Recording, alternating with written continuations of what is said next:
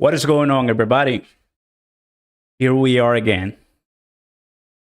It's just awesome, to be a part of one out of so many different people right now that I'm seeing online, everywhere on YouTube, Twitter, or now X. Hope everybody's having an amazing day because today it's going to be a good one for the entire market. And I got to tell you, we are probably going to see some changes in the price. I am excited, ready for what we're going to be seeing. Got my water, got everything filling. We're going to be seeing Jerome Powell speak. And until he finishes that conference, we are leaving because I am going to go ahead and see the entire volatility with you. Welcome. As soon as you're coming in, let me know what your thoughts are for this FOMC in the comments right now. Get everybody excited and in the chat, like, subscribe, so more people are pushed to watch mine, yours, whatever source they want to hear from. We'll just have fun. Come on. I mean, we know this is going to be huge for today. Tomorrow is a different day for crypto. This is the way that crypto works. Do not get too emotional. Here with me, I'm not perfect, but I got to tell it to you like it is. I'm expecting some dumps. I'm expecting some pumps. People are going to short it. People are going to sell it. I mean, it's just, a nice salad of different emotions. So I'm showing you right now on the screen the price of Bitcoin, of course, just to give you an idea how long we've been waiting on something to move. So let's start talking. We had a major win a couple weeks ago with XRP, right? And the price couldn't break $32,000. Everyone, just to compare, I'm going to move this.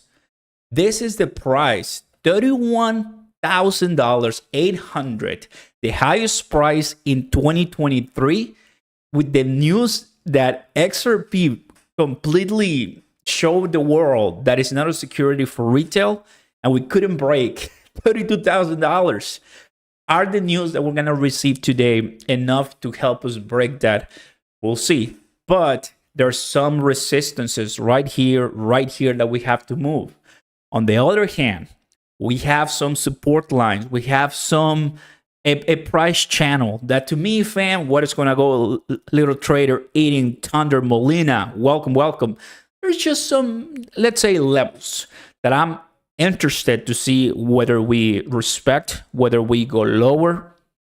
Do this. That's the thumbnail. What? Well, we're going to see very soon whether we have a 25 basis points. And for my recollection, when we have that rate hike, possible, we may not see too much change in the price until after the FOMC conference, right? That's what everybody's here waiting.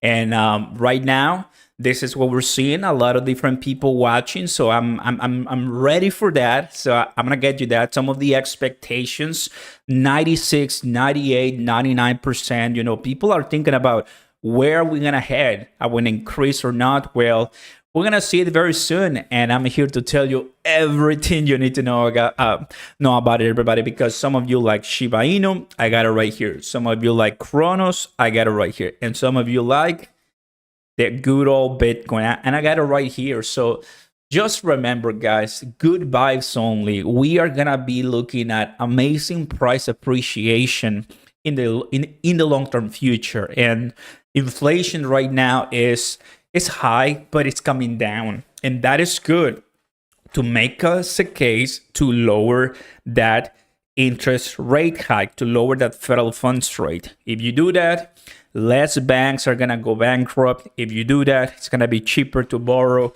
And if you do that, we in crypto are going to really like it because, guys, we want some major pumps. Let me know in the comment right now with a massive like and enjoy the emojis if you want to see a pump.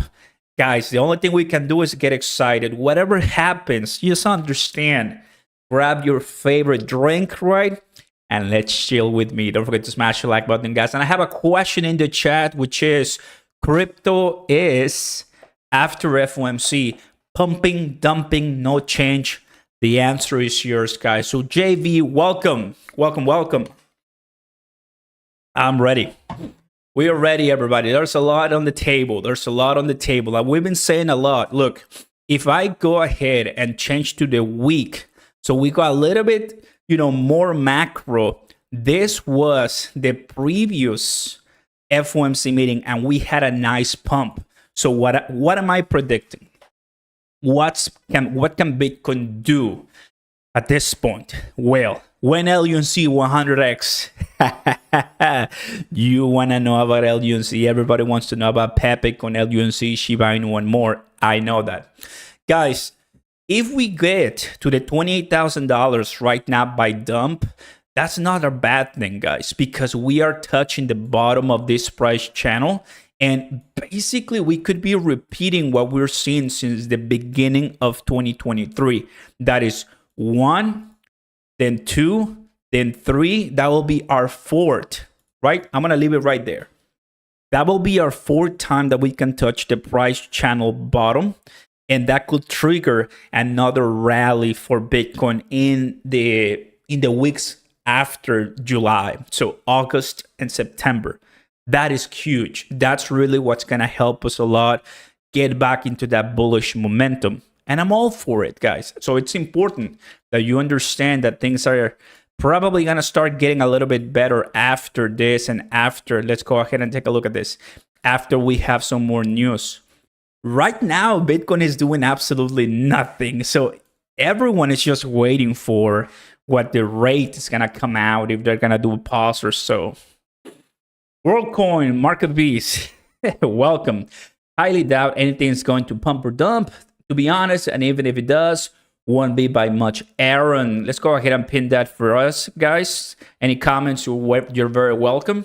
From my take, and honestly, the way I see this doesn't really happen when they announce it. And before, like in 2022, when they started raising the rates, we had changes. So let me tell you, prior 2023, when we first were announcing the rate hikes, there were changes, like were immediate changes in the price. But right now, because I believe customers and investors already got used to those FOMC meetings, the changes, we don't really have too much volatility per se at the time of the announcement, but after, a couple weeks after, and that's what I want to be looking, right? So I'm excited, man. What is going on, Uncle B? Welcome to the chat. If you are liking what you're hearing, let me know that you're here in the house, in the chat, and, welcome everybody. I mean, that's what it is. A lot of people. I'm very happy that, look, we might be a few millions of people in crypto, but we get so together, clustered. There's people on Twitter right now. There's people on YouTube right now. There's people on Rumble, on Facebook, on whatever you want. And we're all here for the same cause. We want to see Bitcoin. We want to see Ethereum. We want to see Shiba Inu. How many of you are in the Shiba Inu army that finally want to see Shiba Inu out? I mean, you might have a lot of millions of dollars in that.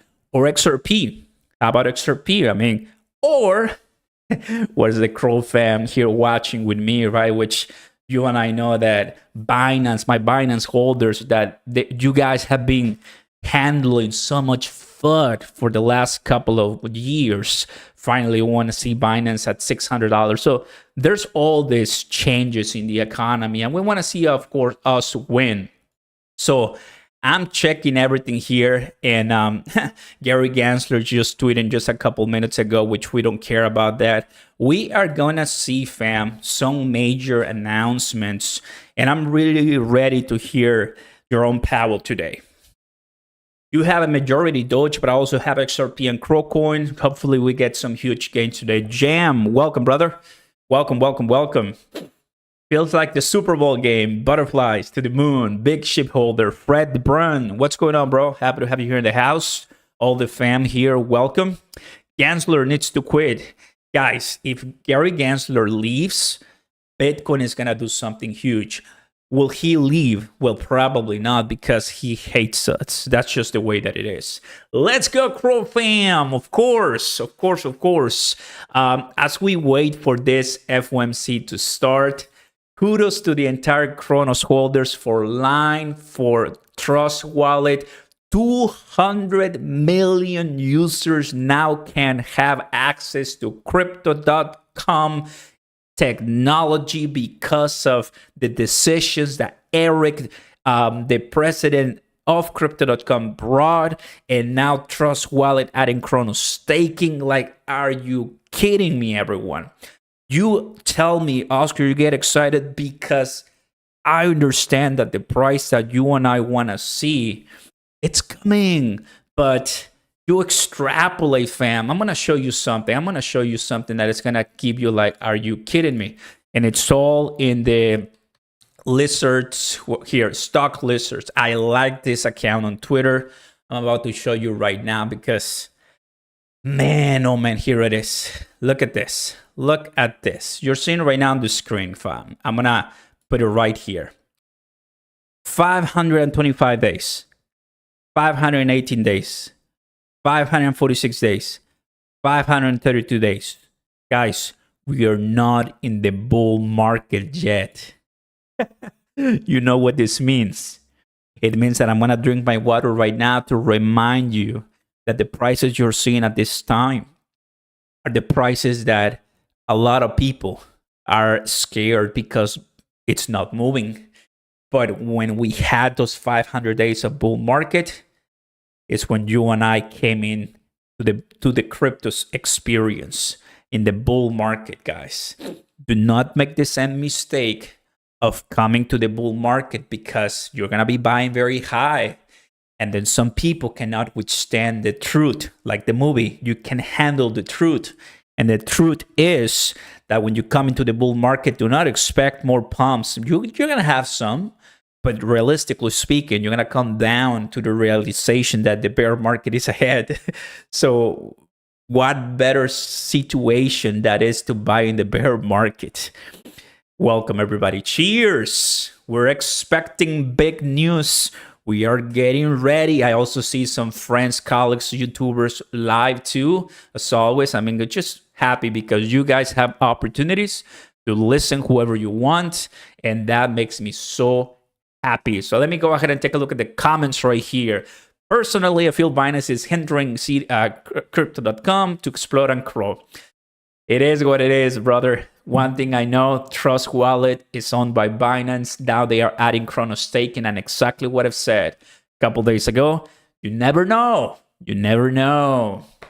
You have bag of Deutschland Mars. Michael, what is going on, brother? Welcome.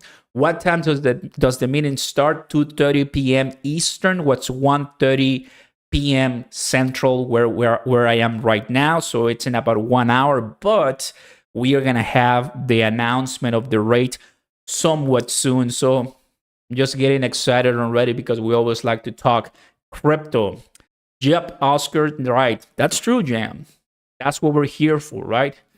If you buy now, you will barely make it. Cheers. Oh, man.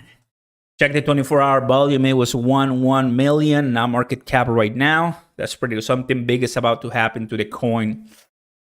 I also want to see very good stuff for the volume. Let's go ahead and take a look at the volume right now. What is doing what? 10 billion for Bitcoin. We have 17 billion for Tether. We have 1 billion. Guys, XRP was almost, 7 billion. It was huge. Of course, right now it's been retracing, but the last weeks it was huge. And it's still way over in market capitalization than BNB, just by a little bit, which is crazy.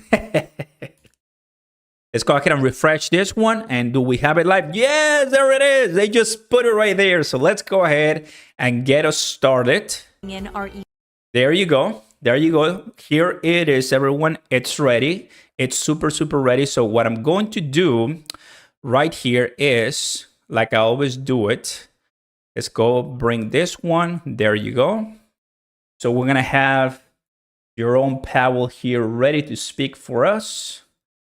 And we're going to have the prices right here in the 1 hour to see everything that is coming up.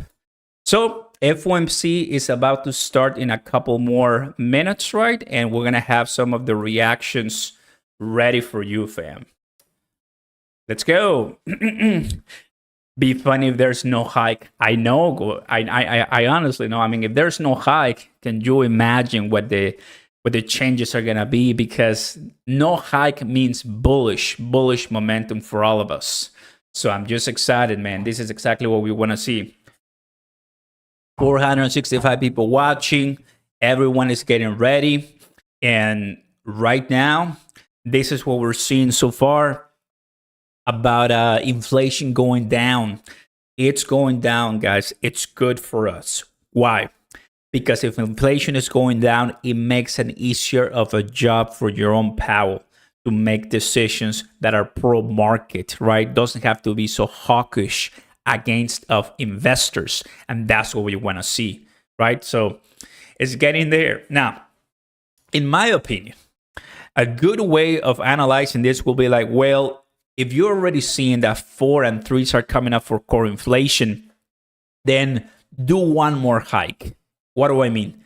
Do one big of a hike on 50 basis points. I don't know. And that's it. With that, you're crushing inflation and you don't have to do anything else. It might hurt a little bit at the very beginning, but you're saying that for the rest of the year, there's no more hikes. I mean, to me, that's a practical way to tell everyone some closure and then finally let it heal the wound, and let us just continue rising as we end the year 2023 and we prepare for Bitcoin halving in 2024. If that makes sense to you guys, let me know in the comments, because it does make sense to me. Let's just get it out of the way. Let's go to 2%. It's going to come down and let's turn the page. That's basically it. I like that approach, because you say that you have two more hikes. Might as well, they're going to be 25 and 25. Put in one package and send it to the moon and then get over with. That's basically what it is. Nice live show, mate. What's going on, Urger? Happy to have you here in the house. Let's go. What time? In less than 1 hour. And we're going to start seeing some volatility as soon as the price rate, if there's a rate hike is announced, I'm sure. Some sellers, some buyers. Right now, the volume is waiting, guys. And we have right here on top, once the Fed is going live, once Jerome Powell is going live. So no worries, fam. We're getting ready right here. What we can do with a pump right now, the market has been down for far too long. I need a proper pump down. I'm going to go ahead and replace that pin with that one. Anakin Skywalker, please go ahead and tell your father to bring us the force, because we need the force right now. Watch live 2:30 p.m. So in less than 1 hour, everybody, we got the force with us, and that's gonna help us bring it home. Woo! What is going on, Moisesito Flores? Happy to have you here in the house. Cardano will explode. It's due, man. To all the Cardano holders, ADA. I mean, it's a great project. I am holding my ADA on your wallet, and I know it's going to do really well. Hi from Netherlands. How you doing? What's your favorite coin, and what is your top 3 coins? Thank you so very much, Netherlands, for watching us here. We're ready.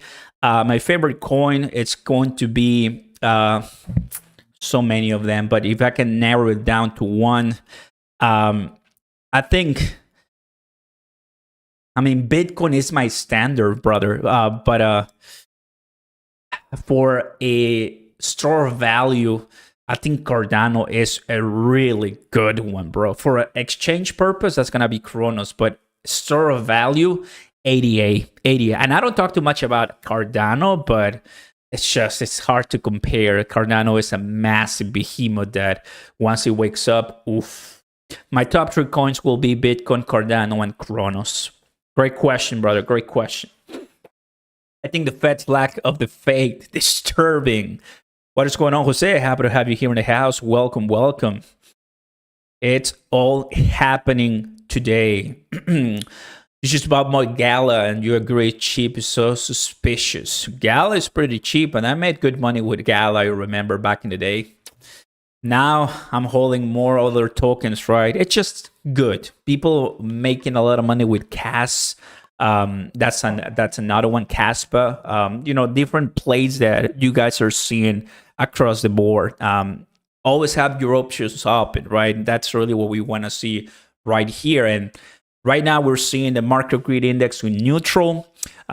This inflation tactics that the Fed is taking they're gonna help us get out of this neutral and send us to the greed as we are closer to the Bitcoin halving. That's what I can tell you. I'm pretty excited for that, guys. Excited that once again we're in this position for more turbulence in the positive way. A lot of people are expecting that rate hike to happen, and the idea, guys, is we are still going through the 500 plus days of bear market. But once we have the rally, this is what I'm telling you, everybody. Once Bitcoin wakes up, you're not going to stop it. Once Bitcoin, Cronos, Shiba Inu wakes up, you're not going to stop it. And it's up to you to buy enough of your money that you're willing to lose when the time is now. Because you're going to come at me, millions of people are going to come in the bull market telling us, look, I found this crypto. This is awesome, 20x, whatever. But they don't know what we have to go through in the bear market. The best times are ahead of us. Do not get emotional because this is going to be fantastic, guys. So welcome aboard. If you're enjoying what you're seeing and listening, everybody, Oscar Ramos in the house. Don't forget to smash the like button and let everybody know that we're live because we're soon to hear what is going to be the rate hike. And I'm here investigating for you. I'm here investigating for you what's going on. Rate hike decision will be announced in 30 minutes. So in about 20 minutes, 20 to 15 minutes, it's going to be announced. So are you ready for this? Let's go. I'm excited, man. I'm excited. Pumping. A lot of people are saying that we're going to be pumping. I'll take it. I got my bigs ready. It feels so good. Woo! Feels amazing. Hey, Oscar here from the UK, Crow fam. What is going on, Tony? Happy to have you here in the house. Welcome aboard. Saw you on YouTube, then bought Cronos. I like your videos. Thank you. Appreciate that a lot. You know, the reality is that when Cronos starts to explode, this channel is going to explode too, because you have no idea how many people have asked me to stop Cronos because they see us that we have no way to go back up about 10 cents. They have given up. And reality is that they're not looking at really what matters. Price is important, but the utility and registrations, partnerships, and more is, I think, what's going to get us out of this price consolidation that we're seeing and into the next all-time high. So I don't want to make the same mistake that I did back in the day, thinking, no, it's not going to go that high, and it exploded in front of my face. It's not happening, guys. Same goes to Shiba Inu. Same goes to Terra Luna Classic holders. $1 might be too much for LUNC, but it's still going to go up. And hey, guys, what an amazing community. And XRP, shut up. Shut the front door. Are you kidding me? Of course, XRP is going to be passing $1, and it's going to be amazing to watch, guys, for sure. Anytime Bitcoin dips below 30K, I buy, you're saying. Let's go. Hey, Oscar, keep up the good work. What do you think of XRPH? Haven't heard of that one. Let me know in the comments what it is. That'll be awesome to hear. You have a cold, bro? No, but it smells amazing. It smells incredible. That's really awesome, bro. So very, very soon, we're going to be hearing that decision of the FOMC, and I think the prices are going to do very well, because right now it means that everyone is waiting. Welcome to the all new subscribers. What's happening, everybody? What is happening? Don't forget to vote. We want to see what's coming out at the end for this. Woo! TikTok, of course. Everyone here ready, and we have this ready. The Federal Reserve is supposed to hike interest rate to the highest level in 22 years. Wow. I'm going to go ahead and share with you this one, guys. Let's go. So that's how high the federal funds rate it's been looking at. And if you remember what happened what, yesterday or so. This bank collapsing as well. I kind of blanked out on the name, but we talked about it a lot. It is what it is, guys. Regional banks are failing. Bitcoin is not, for sure. 1 hour left for the rate hike decision. It's coming up in about 10 minutes. 10 minutes for the rate hike decision. That's nice.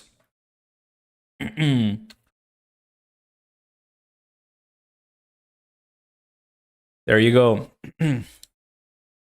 XRP has compensated for the loss of LUNC for me. That says everything. Chris, welcome. I think a lot of cryptocurrencies have compensated, for the loss of Terra Luna, FTX, Celsius. The list goes on. And all the pain that we have endured, everyone, we are going to value more that next bull market. That I can tell you.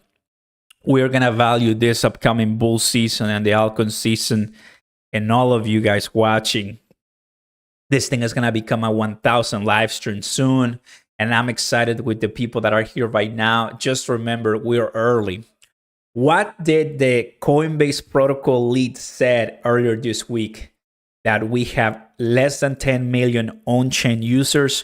What is the number that we're going to have approximately in a decade from now, according to his prediction?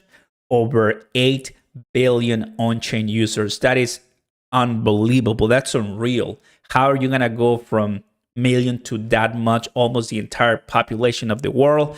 It's a very bullish prediction, but that kind of tells you how, when adoption happens the right way, crypto and blockchain is going to be everywhere. And at that point, it's going to be really good for us, the early investors, because the good projects are going to survive. The good projects are going to survive, and you want them to do very well. So pace yourself, take it easy, and invest as much as you can. At the end of the day, it's going to be really, really good. 10 minutes news coming out to the sun and to the pump. Of course, you're always upbeat on all things crypto. Watch you every day. Thank you so much for the updates, brother. I appreciate that a lot. Let's go ahead and pin that one. I've seen... let's see, 5 out of 10 comments are really terrible, bad comments that are hateful, but I do have some few good ones, and I appreciate that a lot. People don't like when you stay to your guts, right, and believe in a project like Cronos, but we're still here for that. Always looking forward for the good amount of updates. It is what it is. UIW XRP, well, happy with it. Let's go, JB. Love to hear that a lot, for sure. 10 minutes. Maybe less than 10 minutes, guys. Maybe less than 10 minutes for this session. Max volatility loading in 30 minutes. So yes, at 1 p.m. we're hearing that. So that's coming up. So excited, man. Everyone has a space. I love it. It is what it is, guys. The SEC is trying to post on updates as well. Bitcoin nears 29,000 support point as traders prepare for Fed interest rate hike. Like I said, once that rate hike comes, which is expected, what will happen to the price? So far, nothing has happened to the price. It's crazy. I feel like during the news, pump a little bit and then dump. I do share that view with you. What is it? Toin? Sometimes the names are so long that it's hard for me to pronounce them. I mean, we're here ready. After those news, we are seeing the conference, and I really believe they're gonna ask him when. I think a little bit more pressure with the interest rate cuts, because we have the first federal funds rate cut, guys. This is gonna go really good for us. We need that federal funds rate to go down, making just more flexibility for people to come into the space, cheaper to borrow, and banks can start kind of like easing a little bit more. Oh, look, 2 helicopters. Maybe the president is there. Who knows? Welcome aboard, everybody. If you're liking what you're hearing, guys, my name is Oscar Ramos. Don't forget to smash the like button. Consider subscribing to the channel. I'll tell it to you like it is. Never sugarcoating. If I say I don't think it's gonna go that price, that's just my opinion, because we like what we see, and this is just the very beginning of what I mean, do you guys want to see this? Do you guys want to see 100,000 Bitcoin? Well, just wait with me. Just wait with me and don't do anything stupid, right? Do not go all in on a meme coin that probably is going to be extremely well manipulated, and then they're going to rock pull you with a liquidity backdoor, and that's it. People do that. You only hear the success stories, but one out of 1,000 stories is one success story. The rest ones are people just like you and me, great people who are taking too much risk. If you cannot handle that, then don't do that, right? Be smart, be relevant, do your homework, and it's gonna pay off. If people are telling us to do a 401k Roth IRA and invest long-term to work 30, 40 years for an employer and then get out and enjoy at 65, I refuse to do that. I'm gonna do the Bitcoin crypto route where I have to wait, what, two full cycles, maybe 3 full cycles. That is what, 15 years or so, half of what you will do in a normal scenario. Have you thought about it before? That's a different way of seeing a retirement, but kind of like speed up. So that's the way I see it. The best you can invest in awesome projects in a bear market, the best return you're going to see in the upcoming bull cycle. And I mean, to be honest with you, I'm ready for that. 5 minutes, I believe, for the decision. What are you drinking? Let me know. Welcome aboard. This is awesome. What's going on, buddy? Welcome. It is exciting. Collect your XRP XLM now. Get ready for the boom. Love it. Welcome, everybody. Bienvenidos. Welcome, welcome. Let's go ahead and take a look at this one because everyone is ready for the pump, for the dumps, and for the entire volatility. I love it. Let's see. FOMC rate hike. Boom. In a few minutes.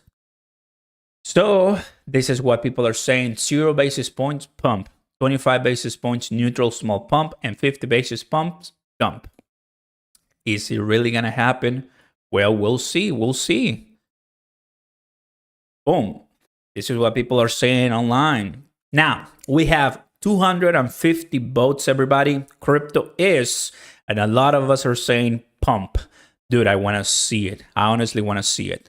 I have activated the Bollinger Bands just to have a little bit more of a margin, right? Because look at what's happening.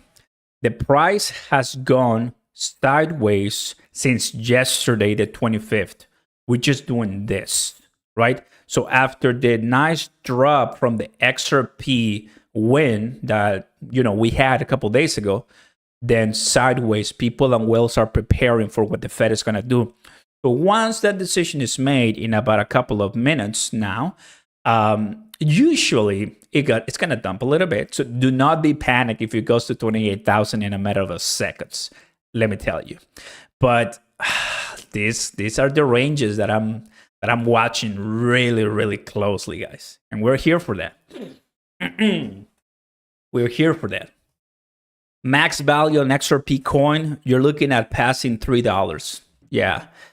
First, let's pass $1, and in the altcoin season, XRP is gonna be a pretty ridiculous amount in a good way. Just remember, to all my Crow fam watching, if XRP passes $1 with that amount of supply, Cronos is gonna be $1 in a matter of seconds. What is going on, Golden Eagle? Happy to have you here in the house, and welcome back. Lots and lots last week. No more features for me. Let's go. What's important is the new money flowing for the pump, or it's a FOMO pump. It's gonna be FOMO pump. It's gonna be people that are finally here because they see that the Fed is taking a more dovish approach to the market, given the fact that inflation is actually going down a lot. We will need to see the next CPI reading. If it actually slows a lot, the core inflation, you're talking about a 4.54. That's amazing. Okay, we're starting to see a little bit more red right now, right? So that's really good.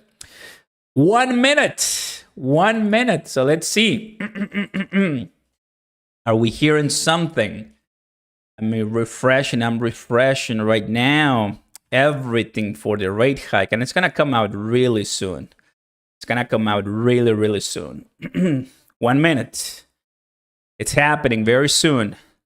I'm gonna go to the 30 minutes right now. 30 minutes. You're seeing it right now on the screen. We're looking live at what's gonna occur for the FOMC conference, and you're seeing right now here for what's gonna be happening in the price. And it seems a couple more seconds. Here it comes. Here it comes. Come on, baby. 30 minutes. Slowly. 1 p.m. There it is. What is it? FOMC. Green. Green. Look at that. Look at that. Oh, what is it? What is it? What is it? What is it? Latest. It's loading. Okay, we start some green. Tell me the comments. Tell me the comments. Tell me the comments. 25 basis. There it is. 25 basis points. Hikes rate 25 basis points. 525. There it is. 25 basis points. Okay. This is the first news that I'm getting right now. Everybody, are you seeing this? Are you seeing this right now? Fed interest rate decision. Here it is. Boom. I'm giving you all the news right now. I'm giving you all the news right now. There it is. Fed interest rate decisions. They have increased by 25 basis points, right? 25 basis point it is. There you go. As expected, everybody. 25 basis points. As expected. As expected. Let me go ahead and tweet this one for you. We're seeing the price. We're seeing the price right now, everybody. The Fed has increased officially 25 basis points as expected. Kaboom. There it is. Welcome, everybody. Welcome, welcome, welcome. Go ahead and smash the like button and consider subscribing. Let the shorts begin. Let the shorts begin. Let the fun start, because here we go. Now we have the recessions as expected right here. And it's going to come really nice. I'm going to see all the tweets right now. Breaking. Federal Reserve raises interest rate by 25 basis points at 22-year high, according to Watcher Guru. There it is. I'm putting everything on. Here's the FOMC Federal Open Market Committee statement. So it's up there as well. Breaking, yeah, 22-year high. Wow, that's super high for this. Imagine buying a house right now. That's a difficult one. Breaking. Federal Reserve raises funds by 25 basis points. Guys, wow. That means that probably some more regional banks are going to be having a very tough situation right now. He really wants to see inflation crushed because, dude, they just rose the interest rate hikes with a very good CPI reading, in my opinion. So now we're waiting in less than 30 minutes, the conference that is going to be huge, huge, huge, huge, huge, huge. Let's take a look at the comments. What is going on, Oscar? You're a good man. I wish you were well from Scotland. Happy to have you guys. Welcome aboard. Blessings, blessings. Let's go ahead and take a look at what it did. Let's refresh the market right now. Not much in the last 1 hour. We don't. Everything is consolidated as we have predicted. You know, nothing really changing too much in the cryptocurrencies right here. We're still waiting for more. It's exciting. It's exciting. It's exciting. Let's see. Federal funds interest rates. Yes. Breaking announced 0.25 interest rate hike. Everyone, there it is. The man, the myth, the legend. So I think he really, guys, wants to delete inflation as soon as possible. To say the least. Now everybody's watching what he's gonna say, and like he promised, 2 more interest rate hikes. 2 more. He just did 1, meaning there's only 1 left in 2023, according to what he said in the previous FOMC meeting. So, hey guys, what if he says, I think it's the only one for this year, because we're already on pace what we're going to be hearing, basically. Emily, welcome. Happy to see you here. Let's go. Watch XRP jump to an all-time high soon. XRP holders, what's happening to all of you? I know you want some good, delicious pumps. Hey, guys, we only start to see a little bit, really nothing. Basically, yeah, not even 1%. It's still in the same consolidation.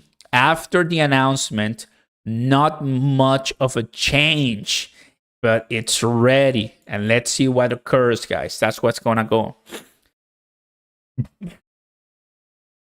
You glad that my house back in 2021? Oh, dude, you got it up. Oh, man, I'm so jealous of you. That's amazing. That's incredible. That's incredible for all the people who were able to get some good houses at a great interest rate, because this is a 22-year high for the federal funds rate. Are you kidding me? Like, man, finally we need some rate cuts to earn the position that you guys got during the pandemic for sure. Glad I have some water right here, everybody. This baby is going to start in a couple more minutes, so get ready, all of you who are just coming in, because FOMC is live and there's everyone here ready to rumble with us. And I'm just happy to see Twitter full of great people sharing awesome news and awesome stories here. Oof. This is awesome. Breaking Fed raises interest rate by 25 basis points as expected. Love it. Love it, love it, love it. Yep. It's all what we see right now. And it's just a matter of fact that we hopefully can have something going on. Come on, Bitcoin. Can you give us a pump to the Oscar fam? Because Oscar pumps are amazing and it's been a while. And if we have something, come on, dude, like that will be incredible. XRP. Let's go ahead and refresh this one. XRP is quiet. Bitcoin is quiet. It's all quiet right now. Stellar is actually the one doing a little bit with 1%. But other than that, it's everything kind of going to sleep a little bit. They're waiting for the man to meet the light. So yeah, this was right. 25 basis points added. That's really good. Everyone, remember, we're heading this way. Do not mess it up. Just be patient and it's going to be fine. A Pepe candle for sure. That's going to be awesome, brother. So is it more bearish or bullish? To have an interest rate hike is a little bit more bearish, but because he was expecting, that's what everybody was expecting, is bullish because we got the prediction, right? Every time we get a prediction, it's bullish because it's what everybody, all the consensus we were, understanding what the Fed was going to do. If it was a pause, forget it. I mean, green all the way, but no. It's okay, everybody. I mean, as long as we delete inflation and we finally kind of go back to normal in the monetary policy, financial system where, things are costing less, so we can have a, next chapter and a better Bitcoin halving future, I'm down for that. We don't want inflation to mess with our Bitcoin halving post-event, because that's where you see altcoins rallying, right? This is exactly why I have this one for us. Basically, what we're waiting right now is still a couple more days of consolidation, more pumps, more dumps, but eventually we're going to be seeing in the 2024, 2025 years, the next run. Whatever run we have right now, I'll get it. I'll take it, honestly. It's going to be good. Jasmine and XRP turning green. Let's go. Love that. That is really good, guys. When we have green altcoins, is exactly what we want to see everywhere. Big like. Thank you very much, Ugur. Happy to hear you. Happy to see you here. And welcome to the Crow Fan, everybody coming around. Because this is the very beginning, and we're expecting in less than 20 minutes or so, Jerome Powell coming on to tell us whether he's going to pump this or dump it. I'm super ready. And I'm checking everything here for us. As expected, the Fed hiked its benchmark funds for the rate by 25 basis points on Wednesday. Price of Bitcoin remains at 29.3 following the news of Jay Powell's post-meeting press conference. Waiting for that. So let's go ahead and take a look at that one. Ignacio, what's going on, brother? Welcome, welcome. Inflation endgames. He really wants to defeat inflation by all means necessary. I think that's what we're seeing right now. Yeah, they really want to destroy it as soon as possible. And I'm not against that. I think it's time for us to turn the page, right? The pandemic is over. Inflation has to be over. How many talks of recessions we've had? People want to see recession. I don't want to see it. But the point is, we just want to see a good altcoin season. And so, I mean, you and I, we get our payday that we've been waiting for such a long time. If Shiba Inu hits 50 cents, I'm selling. Shiba Inu's 50 cents. Can you imagine, dude? That would be more crazy than seeing Bitcoin at $100,000, to tell you the truth. Very good, everybody. A lot of people are ready for this one. So we are. So we are too.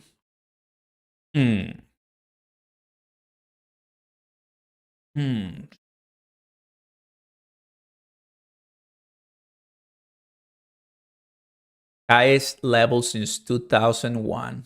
Wow. That's pretty crazy. 2001. So 2001, we had this level of federal funds rate. And then for 20 plus years, we haven't had this level. So the whole cycle is repeating again, meaning that we could have amazing prosperity, hopefully, in the middle 2020s and 2020s. That's the way I see it. So what we're experiencing in the early 2020s was a pandemic, and then as we end the 2020s, I think it's really gonna be our decade to become financially free. Yes, you're hearing me right. Whoever's watching me right now, the goal is this: not to become millionaire overnight. That fraction is very small. But if my target is, if I can become, that's it, retire by the end of this decade, that's it, I made it. Then I have so many years ahead of me with my family and friends, right? I think that's a really realistic expectation, because remember, if 2024 or 2025 is going to be the next altcoin season, that means that by 2029, we're going to have the next altcoin season. We're going to have to wait a long time. So you're saying that we're going to have 2 more bull cycles in this decade? That is enough to make us leave our jobs. If you see it that way, it just makes a lot of sense. I'm here for that. I'm not here to probably show you the greatest 1000x meme coins, because I'm not really good at that, right? I tell you the way that it is, and if I feel that Cronos and Shiba Inu and XRP and Bitcoin and Cardano, to me, are amazing projects, but they're not going to give you the greatest returns. That's the way I see it. And it is just what it is. Long term to me is buying crypto, chilling, enjoying my life, not being stressed, going back to the charts and enjoying the volatility. Some people are doing it 24/7 and they can handle the stress. I take it chill because I know eventually we're going to make it. Don't forget to smash the like button, everybody, and consider subscribing. Welcome aboard. Welcome aboard. Jam, UFO, what? Yeah, there's a hearing about that right now. Why? Who knows? Who knows? 15 more minutes left for this beauty, guys. Staking and vaults for passive income forever. Exactly, Godzilla. I think that's your name. Yeah, that's the way that it goes. I know it's crazy, Jam. Welcome to the United States government. What is that green candle that wants to run 30 minutes? Look at that. Look at that beauty. Oh, look at this beauty. Come on, baby. Give us a nice one. Give us a nice one. For the last 30 minutes, it's winning. And it's about to end in about 15 minutes or so. That's not bad. That's not bad. Wow. Oh boy. Oh! Oh, look at that. Not bad. We're starting to see some green, everybody, at last. Send those fire emojis in the chat, everybody. Are you alive in the chat or sleeping? If you can type, send the fire emojis right now because it's time for rocket emojis too, guys. It's a great journey and I'm here to see it. It wants to break. It wants to break. We like that. We like that. We like that. Come on, come on, come on, Bitcoin. Give us something good. Give us something good. I mean, that's the very beginning. That's the very beginning of what we could be seeing. You know, it's a couple more. Like you're seeing right there, guys. People have money. People want to buy. People want to do what they want, what they came here for, and it's to rally the price up. Let's go. Those are the fire emojis that I'm talking about, everybody. Those are the fire emojis that we're talking about. Let's go because we want to see some money come into our pockets. Come on, that's exactly what it is. That is exactly what it is. Welcome, welcome, welcome. Woof. And I mean, still the SEC is tweeting. I don't care about the SEC right now. Shut up, SEC, and shut up. Gary Gensler. Today's our day, not yours. Today's our day, not yours. Whew. Man. Love to see this. I just would like to pay my house within 3 years, Oscar. I know, brother. Oh, man. Some of us that we bought houses last year, this year, sad the interest rate that we got, but nothing we can do but buy Bitcoin, right? Nothing we can do but buy Bitcoin and the good cryptos that are going to explode because fiat is the greatest meme coin ever. If you agree with that, tell me right now. Fiat. I don't have my dollar here, but the point is, trillion supply, not a cap limit supply. Gary Gensler says that we already have digital currencies like the euro, yen, and dollar. They want to keep controlling us. It's time to tell them no. Emily, what is going on? Saul is like, I'm not ready for it to go up. Dump, I want lower prices. Saul, I know, but we had time, brother. You already had time for lower prices. Come on, bro. Like, you had years for lower prices. Let us have some fun with some delicious explosions, right? This is not even 5%. Let's see what it was. Not even 1%, right? With just a couple of hundreds of dollars for Bitcoin, but still looks really good in the green candles. It wants to do something. So less than 15 minutes left for this to start, and everyone is ready, everybody. Everyone is really, really ready for this. Blessings, Oscar. Good to see you. It's possible for you to clear you up and feel a little bit, even looking a bit blurry. Got it, everybody. Thank you so very much for that. Your bags are full. Have been filling in the past year and I'm done waiting. Let's go. I am absolutely replacing this comment because it makes a lot of sense, Chris.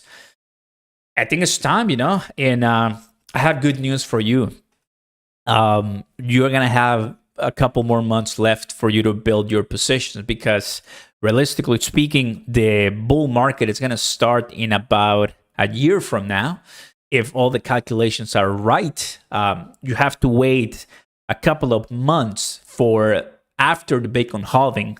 That's what we're seeing, and it's math and it's looking to the past. So you have a couple more months left to do that. But in the meantime, you can still buy good prices, but they're going to be coming up close. Bitcoin is expected to pass $100,000, meaning the only thing you're going to do is buy it at a much higher price, but still not at the bull market price. So that's good. That's good. The fiat dollar is the greatest meme coin ever. Yes, I couldn't agree more with you. That is absolutely right. That is absolutely right. I mean, honestly, the more fiat you have, you should be trading it for. I mean, what I do is it's hey, let's buy some assets, houses or crypto or so, because honestly, fiat is not gonna do any good in the long term. That's one thing I've been learning a lot. Fiat doesn't do good in the long term, fam. It's time for us to get some good crypto because everybody's already predicting, guys, that on chain is going to explode. A lot of companies are going on, on chain, Web 2 to Web 3. The partnerships are heating up, and it all starts slowly but surely. 10 minutes left. I feel we need AI hype to slow down the whales move over to crypto. That's a good way of putting it. AI whales. It's exciting. Just exciting, fam. Let's go ahead and take a look at some of the altcoins right here who have been changing. Stellar going up a little bit higher for all the Stellar holders. Dogecoin, Tether, XRP, there you go. XRP doing some good prices right now. Moving up a little bit higher. There you go. So for that, let's go ahead and take a look at XRP just a little bit. Oh, look at this. Where's the XRP fam right now watching us in the house? Boom! The XRP, come on, give it to me. Tell me right now where's the XRP X, right? This is amazing. This is a 30 minutes fam, and we had for XRP about 3%. So XRP winning at this time from Bitcoin, and XRP is doing really, really well. People want to see XRP rally. Great job, XRP. Right now, it's approaching right now to that nice price channel. So that's really, really good. Let's go ahead and take a look at Cronos. Cronos had a little bit of a move. So that's really good. Ethereum also moving up a little bit. Bitcoin moving up a little bit. Let's go ahead and take a look at Pepe. Pepe a little bit moving up. Dogecoin moving up as well. Kind of going through all the tokens right now. Let's see Gala. Gala moving up a little bit. Terra Luna Classic moving up. Kind of consolidating. Let's go ahead and see ApeCoin. ApeCoin moving up a little bit. Binance consolidating, right? And Shiba Inu. So I think out of everyone, XRP and Stellar might be the ones that are doing much better, which is good, guys. A win on one is a win for everyone. So that's really, really, really good. Let's go ahead and do this right now. Kaboom. And do it. Bitcoin is looking really nice, and that's what we like. Let's go. You ended up getting a little gala, then enjoy this nice rally. Just know that manipulation is coming everywhere, so make sure you get your nice profits always. What's going on, Quinn? Happy to see you in the house. Happy and welcome to all my awesome members and moderators in the chat. The people who you see are on blue in the chat have been with me for years and months, and they've been with me in some of the most amazing rallies for Pepe, Shiba Inu, Terra Luna, Bitcoin. I've had amazing stories to share with them, and I'm always looking for more to help me with the spam and to help me, of course, with comments or whatever. But I don't forget about you. Once I see your name, I remember you for years, and it's a great blessing to have a great team and great people that at the end of the day, once we're in a bull market, this is going to be massive, I got to tell you. Because we're going to just share the good stories, how we were almost dying because of the bear markets. And finally, we can enjoy seeing Gary Gensler leave or get fired or something like that. That's the way I see it, fam. So good job, good job. Ignacio, welcome, brother. Oh, yes. Always deleting those comments from you. Thank you very much, bro. I know so many spams. It is what it is. Loaded Lions in the house. Welcome. Main City. Main City is coming. Get ready. Main City is coming. XRP and Stellar doing exactly the same. Alex, let's go. Only thing that holds XRP back is Binance and Coinbase listing and Ripple team taking profits. Maybe.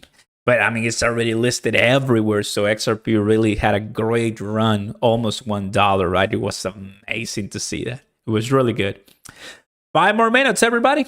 5 more minutes left for the FOMC meeting to start. And I think all of us are very, very, very ready for it. Every time they raise the rates, we're closer to the end of raise and then the reversal. You can map out better scenario for the timing of this bull run. This is what Bad Boy is saying right now. Yeah, boom. Let's go, Oscar from Chicago. What's going on, Chicago? Welcome. Oscar, when I started watching you, I had 11,000 crow. Now I have 775,000 crow. Thank you for the constant info, brother. David, thank you so much for letting me know that you're here. Honestly, fam, a lot of crow fam are just going to enjoy a great product. Not coming from Oscar Ramos, but coming from Crypto.com, Chris, Marcelek, Eric, Steve, the entire team. I've done enough research to tell you that Crypto.com is not a perfect company, let alone flawless, but everything that they've been doing thus far, I think is for the betterment of billions of people. And it's up to you whether you want to believe that or not, because Cronos $1 is one of the easiest price predictions in the world. Just look at everything that they have behind it and the supply. Just a matter of time. Are we being manipulated by whales and sellers? Yes. Why is the price not moving anything at all? And it's been one of the worst performing tokens of the year. You guessed it, right? It's just there's some other popular kids in town, but eventually Binance, Cronos, OKX, and the good exchanges should survive and welcome back. Shibarium release and bone will explode. Shibarium is coming, JB, next month. That one is going to be another massive live that you and I are going to enjoy for a long time. Shibarium live is going to be absolutely massive for sure. A few more minutes and this starts soon. I'll go ahead and refresh this one. Yep, just to get it the most updated one. Oh, baby. I'm going to start closing this. Let's see what's happening right here in the last 1 hour. Tether, XLM, Dogecoin, Solana, they're the ones that are moving up. A little bit of Pepe coin. Nice. Everyone on board to do something here. You have a 132,000. My goal is 250,000, so I keep. Nice. That's awesome. I'm so happy I have the crow. I'm here watching, and the XRP arm and the Shiba Inu holders. I mean, we're all one big family. It's all one big family for sure. Gary Grinch is coming for all your Christmas presents. I know. That's why. If you're listening to me, listen to this. As soon as we have, and I mean, honestly, if this hurts you because you are a Democrat, it's all right. But the way I see it, this is just my personal opinion. As soon as we have a different president who is a little bit more competent and is not sleeping and has a great crypto strategy for the technology and future and revamping of what is going to be the financial future of us in the US, we're going to do really well, guys. We're going to do really well. It's just a matter of fact that we can acknowledge this industry and let it bloom and be let the United States be the leader. Aren't we always fighting to be the leader of the world for this, for X, Y, and Z? Come on. I mean, blockchain and crypto, it's about time for us to rally, and we need this. We need it to come from the top, from the person in charge of the nuclear codes, from a good administration and a good cabinet that understand crypto and that are not 80 years old. Come on, it's just the best and most common sense stuff that I've said in the entire life. We need young people, or at least very well experienced people who are making law, executing law, and give us what the future demands. I mean, if this offends you, come on, man. It's just what I'm saying, man. If you agree to that, you know what to do. Smash the like button, everybody, and consider subscribing to the channel. Welcome aboard. Boom, boom, boom. There's a lot of people. I'm super happy that we have candidates that are pro-Bitcoin, really bullish on Bitcoin, and they're probably gonna be getting our votes. That I can tell you. Oof. I mean, you guys agree. You guys, I love your thoughts because just what it is. I mean, I'm not the only one thinking it, right? It is what it is. 1 minute for this thing to start. Let's get ready, guys. I am gonna mute myself once it starts. As always, I'm gonna be typing to your questions and comments right here, like this. And it's almost about to start. We're gonna have the price right here to react. And this is going to be another fantastic FOMC meeting with the entire chat with all of us. Nice. Starting really soon. There it is. Okay. I don't need the music because if not, I'm going to get it copyright. And they have no mercy here on YouTube. So, very good. Everything's good. The next, it's 1:30 p.m. The next green candlestick is up. There it is. No music. So, perfect. As soon as he comes in, I'm muting and we're enjoying what he's going to say for the next 30 minutes. Guys, I love you all. Thank you for coming in and let's enjoy this. Beautiful. Here it comes. Let's go.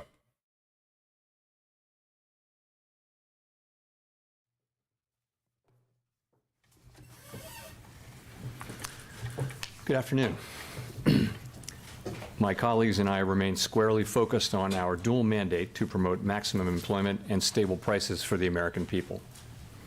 We understand the hardship that high inflation is causing, and we remain strongly committed to bringing inflation back down to our 2% goal. Price stability is the responsibility of the Federal Reserve. Without price stability, the economy doesn't work for anyone. In particular, without price stability, we will not achieve a sustained period of strong labor market conditions that benefit all. Since early last year, the FOMC has significantly tightened the stance of monetary policy. Today, we took another step by raising our policy interest rate a 1/4 percentage point, and we are continuing to reduce our securities holdings at a brisk pace. We've covered a lot of ground, and the full effects of our tightening have yet to be felt.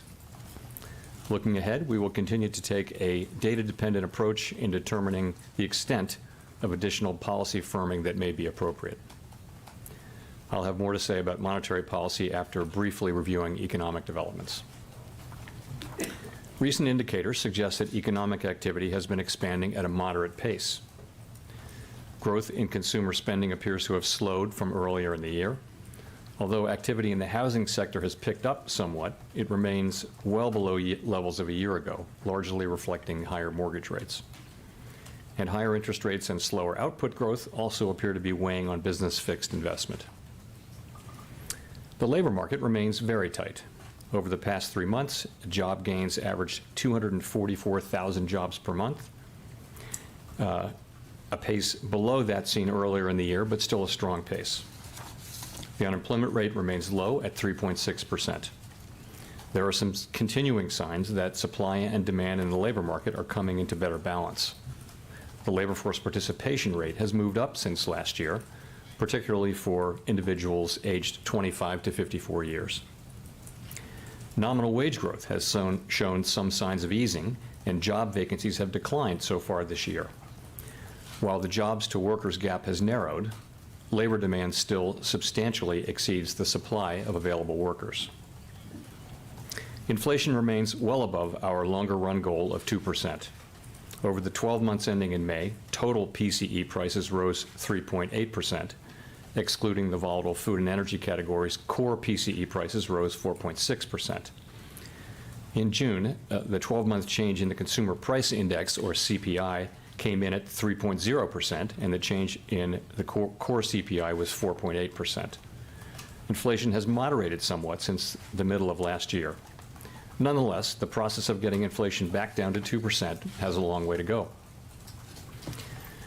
Despite elevated inflation, longer-term inflation expectations appear to remain well anchored, as reflected in a broad range of surveys of households, businesses, and forecasters, as well as measures from financial markets. The Fed's monetary policy actions are guided by our mandate to promote maximum employment and stable prices for the American people. My colleagues and I are acutely aware that high inflation imposes significant hardship as it erodes purchasing power, especially for those least able to meet the higher cost of essentials like food, housing, and transportation. We're highly attentive to the risks that high inflation poses to both sides of our mandate, and we are strongly committed to returning to inflation to our 2% objective. At today's meeting, the committee raised the target range for the federal funds rate by a quarter percentage point, bringing the target range to 5.25% to 5.5%.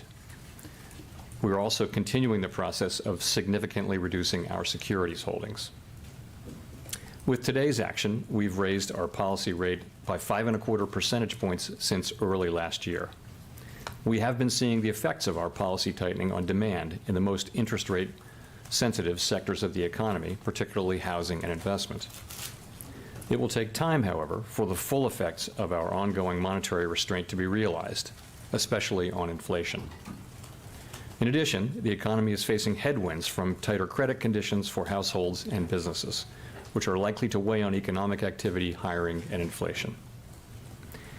In determining the extent of additional policy firming that may be appropriate to return inflation to 2% over time, the committee will take into account the cumulative tightening of monetary policy, the lags with which monetary policy affects economic activity and inflation, and economic and financial developments.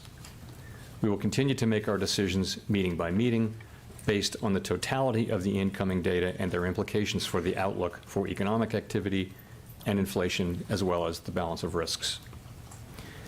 We remain committed to bringing inflation back to our 2% goal and to keeping longer-term inflation expectations well anchored. Reducing inflation is likely to require a period of below-trend growth and some softening of labor market conditions. Restoring price stability is essential to set the stage for achieving maximum employment and stable prices over the longer run. To conclude, we understand that our actions affect communities, families, and businesses across the country. Everything we do is in service to our public mission. We at the Fed will do everything we can to achieve our maximum employment and price stability goals. Thank you, and I look forward to your questions. Steve. Mr. Chairman, thank you. You have, I think, a couple times in your opening remarks talked about this language in determining the extent of additional policy firming that may be appropriate. Should we take that to mean that additional hikes are likely on the way?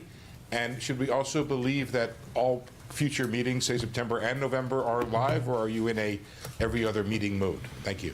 So we haven't made a decision to go to every other meeting. It's not something we've looked at. We're going to be going meeting by meeting, and as we go into each meeting, we're going to be asking ourselves the same question. So we haven't made any decisions about any future meetings, including the pace at which we'd consider hiking. But we're going to be assessing the need for further tightening that may be appropriate. You read the language, to return inflation to 2% over time. I would say that the intermeeting data came in broadly in line with expectations. Economic activity remained resilient. Job creation remained strong while cooling a bit. And the June CPI report actually came in a bit better than expectations for a change. And the June CPI report, of course, was welcome, but it's only one report, 1 month's data. We hope that inflation will follow a lower path it will be consistent with the CPI reading, but we don't know that, and we're just going to need to see more data. So what are we going to be looking at? Really, it will be the whole broader picture, and starting with we're looking for moderate growth, right? We're looking for supply and demand through the economy coming into better balance, including in particular in the labor market. We'll be looking at inflation, and we'll be asking ourselves, does this whole collection of data, do we assess it as suggesting that we need to raise rates further? And if we make that conclusion, then we will go ahead and raise rates. So that's how we're thinking about the next meeting, and how we're thinking about meetings going forward potentially. But we're now mainly thinking about the next meeting. I will also say, since we're talking about it, between now and the September meeting, we get 2 more job reports, 2 more CPI reports. I think we have an ECI report coming later this week, which is Employment Compensation Index, and lots of data on economic activity. All of that information is going to inform our decision as we go into that meeting. I would say it is certainly possible that we would raise funds again at the September meeting if the data warranted, And I would also say it's possible that we would choose to hold steady at that meeting. We're going to be making careful assessments, as I said, meeting by meeting. And I'll close by saying we've raised the federal funds rate now by 525 basis points since March 2022. Monetary policy, we believe, is restrictive and is putting downward pressure on economic activity and inflation. If I could just briefly follow up on something you said there. You said the data in the intermediate period, it broadly came in line with expectations. Does that mean there's unlikely to have been a change in the overwhelming outlook of the committee that 2 more hikes are necessary? I'm just going to go back to what I said. That's the question. We have 8 weeks now until the September meeting, and all that data that I recited, we're going to be looking at all of that and making that assessment then. And it really, we did have the one good reading, and of course we welcome that, but it's just one reading, as everybody knows. And we've seen this before in the data. Many forecasts call for rates for inflation to remain low, but we just don't know that until we see the data. So we'll be focusing on that. Gina. Thank you. Thanks for taking our questions, Chair Powell. Obviously, you upgraded the language around growth in the statement today. We've seen the Barbie movie numbers. We've seen everyone going to Taylor Swift concerts this summer. It seems like the American consumer is in pretty good shape. And it does seem like growth is sort of picking back up a little bit, or at least doing well. And I wonder, from your perspective, if that continues, if we see growth not just stabilizing, but performing well this summer, is that a problem because it's inflationary, or is it good news because it suggests that a soft landing is more likely? Just how are you thinking about that sort of trajectory? Yeah, so I would say it this way. The overall resilience of the economy, the fact that we've been able to achieve disinflation so far without any meaningful negative impact on the labor market, the strength of the economy, overall, that's a good thing. It's good to see that, of course. It's also, you see consumer confidence coming up and things like that. That will support activity going forward. But you're right, though. At the margin, stronger growth could lead over time to higher inflation, and that would require an appropriate response from monetary policy. So we'll be watching that carefully and seeing how it evolves over time. Neil. Thanks, Chair Powell. Neil Irwin from Axios. So as you referenced earlier, in the intermeeting period, soft CPI, jobs reports, still strong but moderating, JOLTS look good. So if you're data dependent, why not pause again? Why not stay on hold? Why not take another meeting off when the data was at least cutting in the direction you want to see? So if you go back to what we're trying to do here, we're trying to achieve a stance of policy that's sufficiently restrictive to bring inflation down to 2%. At the last meeting, we wrote down our individual estimates of what that would take, and the median of that was an additional 2 rate hikes. So I would say we looked at the intermeeting data, and as I mentioned, broadly consistent, not perfectly consistent, but broadly consistent with expectations, and as a result, we went ahead and took another step. And that's a labor market that continues to be strong, but gradually slowing. I mentioned that the inflation report was actually a little better than expected, but we're going to be careful about taking too much signal from a single reading. And growth came in stronger than expected. So that's how we look at it, and so we did take that step today. Nick. Nick Timmeros of the Wall Street Journal.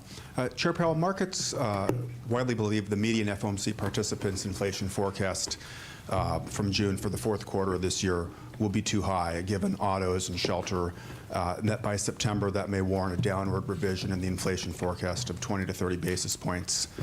Would that type of inflation progress be enough to hold rates steady from here, or do you need to see below-trend growth and decelerating labor income growth to be convinced that you've done enough?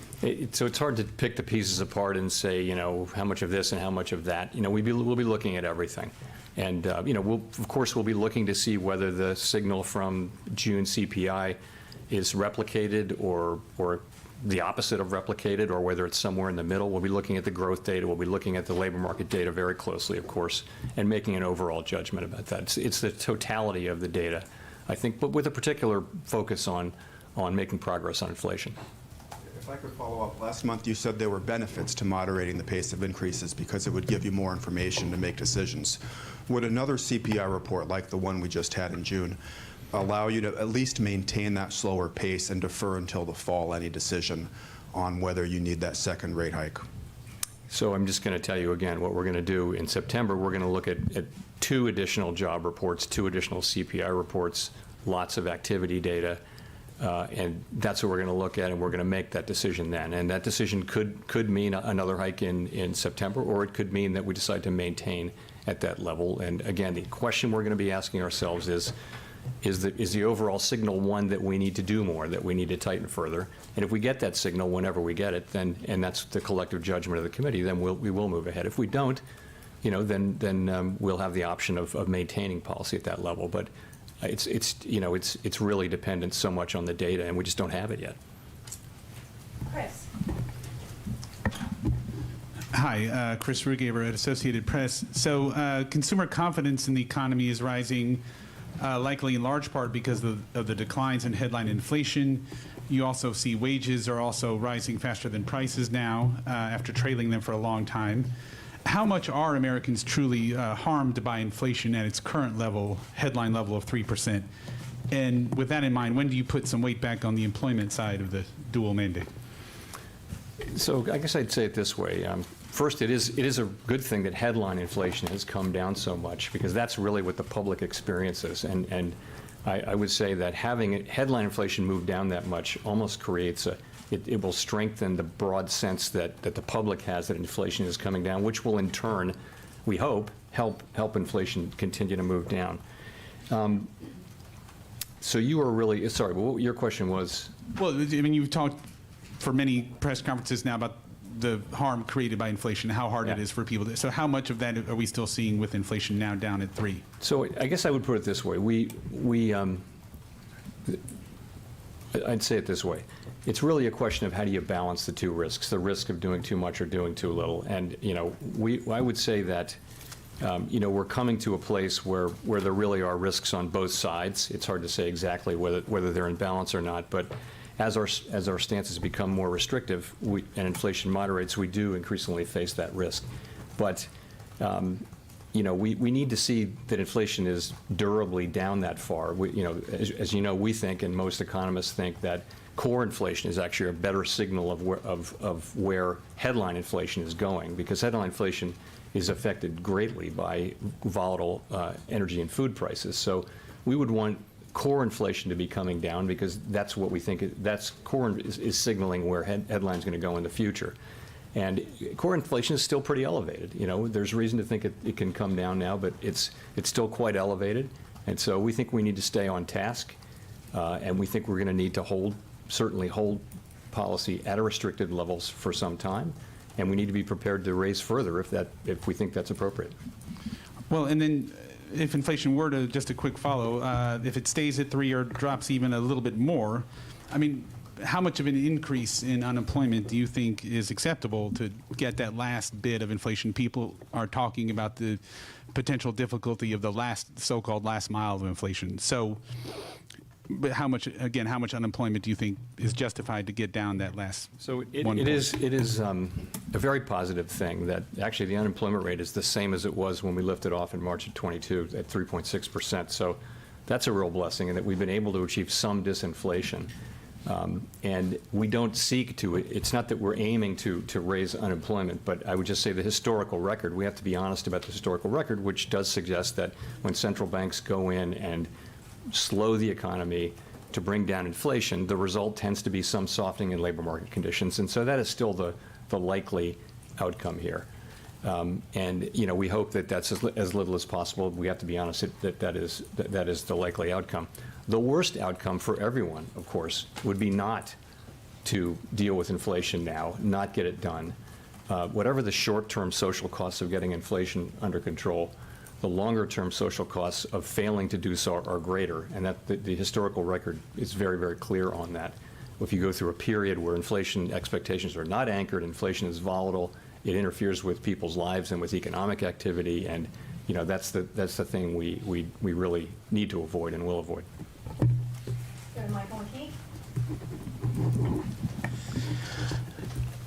At this point, you say the policy is restrictive, but all year long we have seen growth surprise to the upside, unemployment to the downside, and inflation lately to the downside.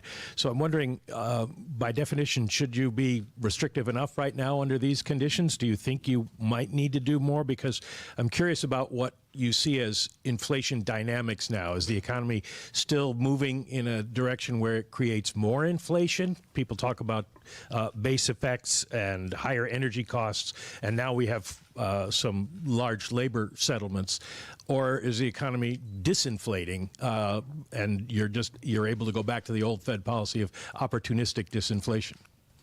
So I'll just say, again, the broader picture of what we want to see is we want to see easing of supply constraints and normalization of pandemic-related distortions to demand and supply. We want to see economic growth running at moderate or modest levels to help ease inflationary pressures.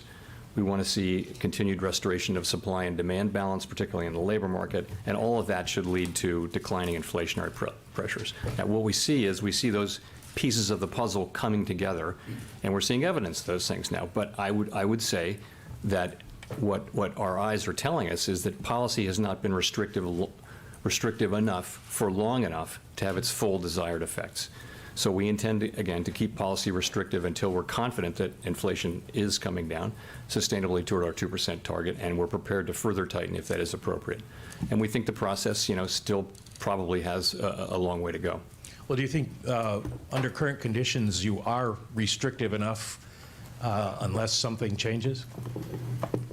Well, I think we think today's rate hike was appropriate, and I think we're going to be looking at the incoming data to inform our decision at the next meeting about is the incoming data telling us that we need to do more, and if it does tell us that collectively, if that's our view, then we will do more. Colby. Thank you. Colby Smith with the Financial Times. If September is in fact a live meeting, how does that square with the need for a more gradual tightening pace that you spoke of last month in explaining the rationale for holding the funds rate steady at the June meeting? So a more gradual pace doesn't go immediately to every other meeting. It could be 2 out of 3 meetings, right? It just means if you're slowing down. The point really was to slow down the decision cycle as we get closer and closer to, we think, our destination. And I wouldn't want to go automatically to every other meeting because I just don't think I think it's not an environment where we want to provide a lot of forward guidance. There's a lot of uncertainty out there. We just want to keep moving at what we think is the right pace. And I do think it makes all the sense in the world to slow down as we now make these finally judged decisions. And so that's what we did. And so I think it's possible, I mentioned before, it's possible that we would move at consecutive meetings. We're not taking that off the table, or we might not. It's really going to depend on what the data tell us. That's the best we can do. So we shouldn't assume that every other meeting is the lowest tightening frequency, let's say. It could be, longer intervals in between as well. I think we're going to look. I think we're going to make a decision about the next meeting, and then we're going to make a decision about the one after that. And I think it'll sort itself out. Thanks. Howard Schneider with Reuters. Among your colleagues, there have been people who've said they feel that very little transmission has taken place so far from monetary policy into the economy, and there are those who feel, they say, it's happened very fast this time and it's kind of up to date. Where are you on that continuum?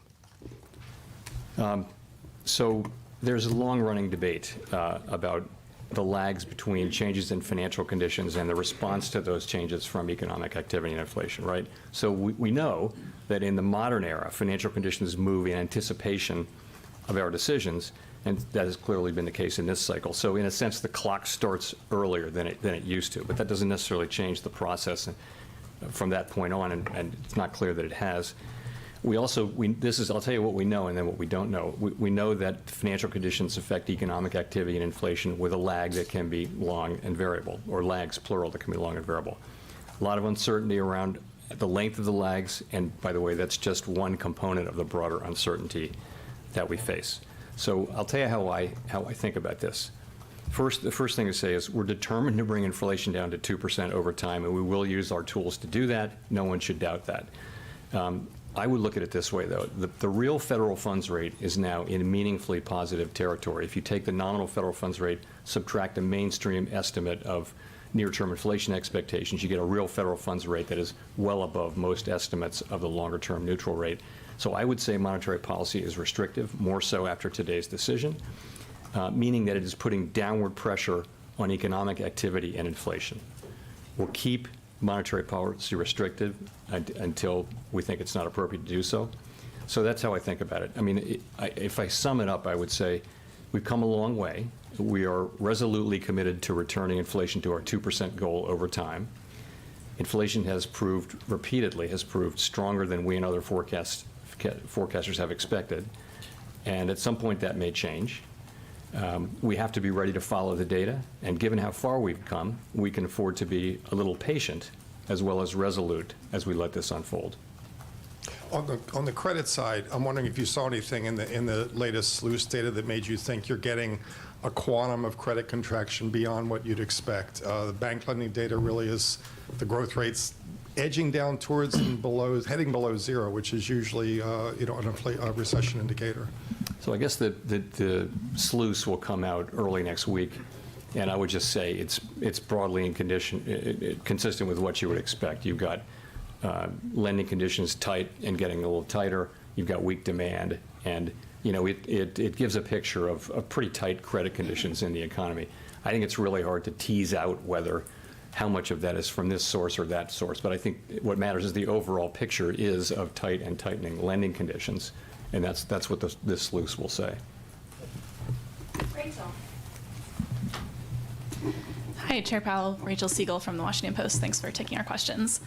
Could you break down the reasons why inflation has fallen and what share of that credit you would give to factors that don't stem directly from rate hikes or that might be within your control at all, like easing supply chains and a drop in energy prices over the past year? Yeah. So, interesting question. So let me start by saying that the inflation surge that we saw in the pandemic resulted from a collision of elevated demand and constrained supply, both of which followed from the unprecedented features of the pandemic and the response from fiscal and monetary policy. And we've always expected that the disinflationary process would stem from both from the normalization of those broad pandemic-related supply and demand conditions and from restrictive monetary policy, which would help return the balance between supply and demand by restraining demand. And we think that's broadly what we're seeing. So to go break it down a little further, of course, headline inflation has come down sharply from elevated levels as energy and food prices have come down, mostly due to reversal of the effects from the war in Ukraine. And that's a good thing, and the public experiences that, as I mentioned earlier. For core inflation, I'd say there has been a role for both factors, both that I mentioned. Clearly, for goods, normalization of supply conditions is playing an important role, as is the beginning of the reversal of spending back into services and away from goods. Take autos as an example. The combination of an increase in sales and inventories, while vehicle inflation has decelerated, points to a substantial role for supply. But there's also a role for demand, as the loans and things like that are more expensive. So they're both working there. Housing services inflation now starts to move down. Clearly, higher rates have slowed the housing market. I would say monetary policy is working about as we expect, and we think it'll play an important role going forward, in particular in non-housing services, where really we think that's where the labor market will come in as a very, very important factor. So we think both of those sources of disinflation are playing an important role. I see. And just to follow up, do you think that of those two sources, that core will rely more heavily on seeing an impact from rate hikes, or is there a more even split there too? I think monetary policy is going to be important going forward, because we're sort of reaping now the benefits of the reversal of some of the very specific pandemic things. We're seeing that with goods in particular, with supply chains and shortages moving, and we're seeing. So I think going forward, monetary policy will be important, particularly in the sector, in the non-housing services sector. Edward. Thank Thank you, Chair Powell. First, let me compliment your tie, the choice of tie. So thanks for taking our question. So the Beige Book, it said, input cost pressures remain elevated for services firms, but eased notably for manufacturing sector. Is that an indication that there's a wage inflation pressure?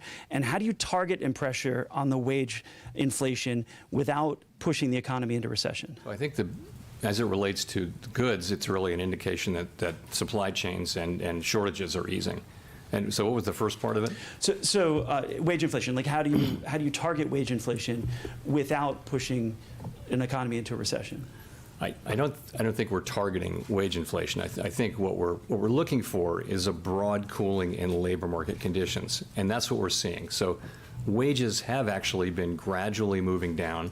They're still at levels that would be consistent over a long period of time with 2% inflation. Nonetheless, we're making progress there. And by so many indicators, labor market demand is cooling. You can look at surveys by workers and businesses who see that. You can look at the quits rate normalizing. You can look at job openings coming down. You can look at just job creation in the establishment survey has, it's still at a high level, but it was at really an extraordinarily high level for most of the last 2 years. So you see cooling, particularly in private sector in the last, in the last report. So I think we see that, and it's happening at a gradual pace. So that's actually not a bad thing in a sense, because if what we see is a labor market, very strong demand for labor, which is really the engine of the economy. People are getting hired, many people going back to work, getting wages, spending money, and that's really what's driving the economy. But that it's gradually slowing, it's gradually cooling. That's a good prescription for getting where we want to get. But still, we see a push to raise minimum wage. We're seeing a lot of unions go on strike or threaten strike. And the common thing is they come out with agreements like big pay increases, like UPS, and we have the auto workers coming up. Are you concerned then about a trend of series of big unions, these contract pushing wage inflation then? Not for us to comment on contract negotiations. Not our job, not our role. We monitor these things and we'll keep an eye on them. But really, that's something that's handled at that level. And not a large amount. Victoria. Hi, Victoria Guido with Politico. I wanted to ask about the SEP, which suggests that you would cut rates as overall and core PCE get to around or under 3%. And so I'm wondering, is the level of inflation what's sort of important there as you think about getting to 2% and when you might start cutting rates? Or is the speed at which inflation is falling also important? I think you'd take both into account. I think you'd take everything into account when you start cutting rates. It would depend on the whole, on a wide range of things. And when people are writing down rate cuts next year, it just is a sense that inflation is coming down and we're comfortable that it's coming down and it's time to start cutting rates. I think, but I mean, there's a lot of uncertainty between what happens, in the next meeting cycle, let alone the next year, let alone the year after that. So it's hard to say exactly what happens there, what's motivating people. So if it's sort of stubbornly in maybe the high twos, you wouldn't necessarily cut rates? I'm not saying that at all. I'm not giving you any numerical guidance around that. I'm saying we'd be comfortable cutting rates when we're comfortable cutting rates, and that won't be this year, I don't think. It would be, many people wrote down rate cuts for next year. I think the median was several for next year, and that's just going to be a judgment that we have to make then, a full year from now, and it'll be about how confident we are that inflation is in fact coming down to our 2% goal. Steve. A good part of Wall Street has become more confident that the Fed is going to be able to engineer a soft landing, and they've reduced their forecast for recession. And I'm wondering if the staff has changed its view on the likelihood of recession being likely, and if you personally have changed your view in terms of becoming more confident that you can achieve a soft landing. So it has been my view consistently that we do have a shot, and my base case is that we will be able to achieve inflation moving back down to our target without the kind of really significant downturn that results in high levels of job losses that we've seen in some past instances, many past instances of tightening that look like ours. That's been my view. That's still my view. And I think, that's sort of consistent with what I see today. So, but it's a long way from assured, and we have a lot left to go to see that happen. So the staff now has a noticeable slowdown in growth starting later this year in the forecast, but given the resilience of the economy recently, they are no longer forecasting a recession. I just want to note that that our staff produces its own forecast, which is independent of the forecast that we, as FOMC participants, produce. Having an independent staff forecast, as well as the individual participant forecast, is really a strength of our process. There's just a lot of, I think, constructive diversity of opinion that helps us make, informs our deliberations, helps us make, I hope, better decisions. And is the reason for optimism that inflation has come down and you still have a strong labor market? I mean, does that add to the optimism? I wouldn't use the term optimism about this yet. I would say, though, that there's a pathway. And yes, that's a good way to think about it. We've seen so far the beginnings of disinflation without any real costs in the labor market, and that's a really good thing. I would just also say the historical record suggests that there's very likely to be some softening in labor market conditions, and consistent with having a soft landing, you would have some softening in labor market conditions, and that's still likely as we go forward with this process. But it's a good thing to date that we haven't really seen that. We've seen softening through not through unemployment, not through higher unemployment. We've seen softening through job openings coming down part of the way back to more normal levels. The quits rate, so people are not quitting as much. We've seen participation, people coming in, and so labor supply has improved, which has lowered the temperature in the labor market, which was quite overheated, going back a year or so. So we're seeing that kind of cooling, and that's very healthy, and we hope it continues. Jeff. Thank you, Mr. Chairman. Jeff Cox from CNBC.com. You and other Fed officials in the past have suggested that you don't need to keep hiking until inflation hits 2%, that as long as you see continued progress. So I'm wondering, how close do you need to get with the inflation numbers coming down? How many months of data do you need to see that will give you sufficient confidence? And how far does this fight need to go before you're willing to kind of declare victory on it? So the idea that we would keep hiking until inflation gets to 2%, it would be a prescription of going way past the target. That's clearly not the appropriate way to think about it. So. In effect, if you look at our forecasts, the median participant, and again, these are forecasting out years, so take them with a grain of salt, but people are cutting rates next year because the federal funds rate is at a restrictive level now. So if we see inflation coming down credibly, sustainably, then we don't need to be at a restrictive level anymore. We can move back to a neutral level, and then below a neutral level at a certain point. I think we of course would be very careful about that. We'd really want to be sure that inflation is coming down in a sustainable level. And it's hard to make, I'm not going to try to make a numerical assessment of when and where that would be, but that's the way I would think about it, is you'd stop raising long before you got to 2% inflation, and you'd start cutting before you got to 2% inflation too, because we don't see ourselves getting to 2% inflation until, all the way back to 2 until 2025 or so. So. Jennifer. Thank you, Chair Powell. Jennifer Schonberger with Yahoo Finance. It's been over 4 months since a handful of regional banks, including Silicon Valley Bank, failed. When you look at credit conditions now, given Banc of California's acquisition of PacWest, does this acquisition suggest the full impact has not been felt, or are you comfortable saying that we've seen most of the ripple effects that may have occurred at this point, and how does this play into your outlook for policy? So I don't want to comment on any particular merger proposal, but I will say things have settled down for sure out there. Deposit flows have stabilized, capital and liquidity remain strong, aggregate bank lending was stable quarter over quarter and is up significantly year over year. banking sector profits generally are coming in strong this quarter, and overall the banking system remains strong and resilient. Of course, we're still watching the situation carefully and monitoring conditions in the banking sector.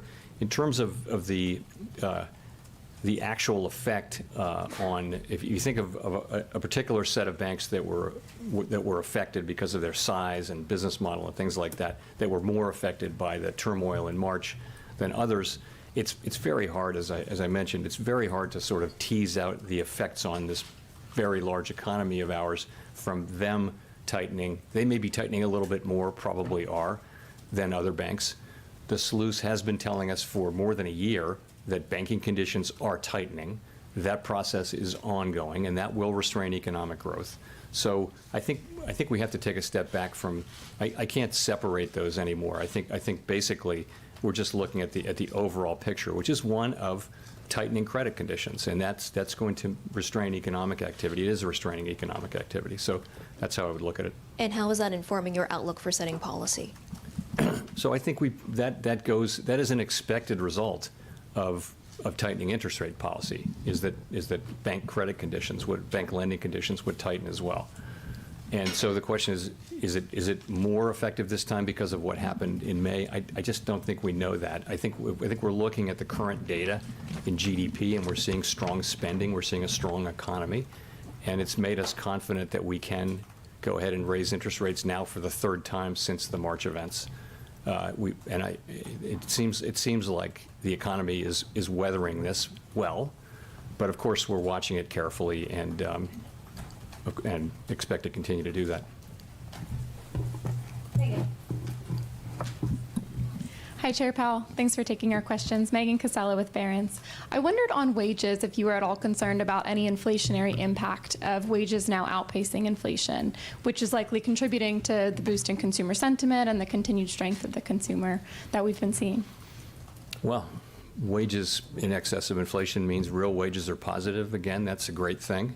Of course, we want that. We want people to have real wages, but we want wages to be going up at a level that's consistent with 2% inflation over time. As I mentioned, nominal wages have been coming down gradually, and that's what we want to see. We expect to see more of that.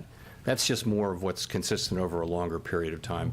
We don't really think that wages were an important cause of inflation in the first year or so of the outbreak, but I would say that wages are probably an important issue going forward. Labor market conditions broadly are going to be an important part of getting inflation back down, and that's why we think we need some further softening in labor market conditions.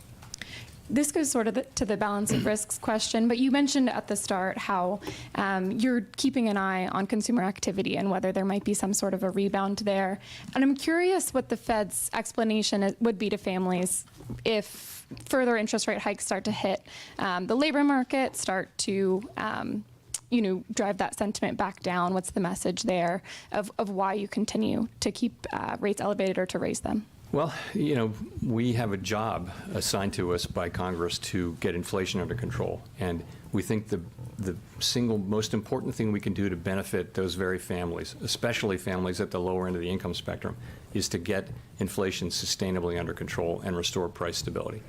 We think that is the most important thing we can do now, and we're determined to do that. And I would just point out that the people who are the most hurt by inflation right away are people who are on a low fixed income, who, when you're talking about travel or transportation costs, heating costs, clothing, food, things like that, those, if you're just making it through each month on your paycheck and prices go up, you're in trouble right away. Even middle class people have some resources and can absorb inflation. People in the lower end of the income spectrum have a harder time doing that. So we need to get this done, and the record is clear that if we take too long or if we don't succeed, that the pain will only be greater. So that's how I would explain what we're doing. Thank you, Chair Powell. Simon Rabinovich with The Economist. You had said last month that this meeting this week was going to be a live one. In the event, the market had assigned a roughly 99% probability to the rate move that you announced today. The decision was, of course, unanimous, and the statement was basically unchanged from last month. So may I ask, to what extent was the meeting actually a live one? Was there ever any doubt over the past 2 days about what the decision was actually going to be? Well, I mean, was there doubt? Look, I would say there's a range of views on the committee, and when you see the minutes in 3 weeks, you'll see that. There's a range of views about what we should do at this meeting and what we should do at the next meeting, and it's a process that we go through. Many times when we go into a meeting, the decision is not, fundamentally in doubt. Nonetheless, we have the meeting, and some meetings are less uncertain than others, and I'll just leave it at that.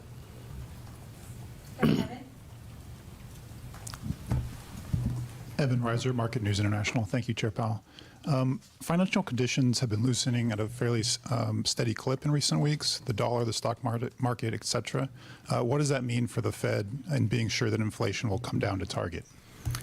So we monitor, of course, financial conditions, broad financial conditions. You're right, it's the dollar and equities, and we're of course very focused on rates and our own policy. We're going to use our policy tools to working through financial conditions to get inflation under control. The implication is, we will do what it takes to get inflation down, and in principle, that could mean that if financial conditions get looser, we have to do more. But what tends to happen, though, is financial conditions get in and out of alignment with what we're doing, and ultimately, over time, we get where we need to go. If I could also ask about the SEP from June that showed rate cuts. Do you expect the Fed to cut nominal rates next year while also continuing QT? So that could happen. The question is, is that consistent with? So if you think about both of them as normalization, imagine it's a world where things are okay, and it's time to bring rates down from what are restrictive levels to more normal levels. Normalization in the case of the balance sheet would be to reduce QT, so to continue it, you depending on where you are in the cycle. So they're two independent things, and really the active tool of monetary policy is rates.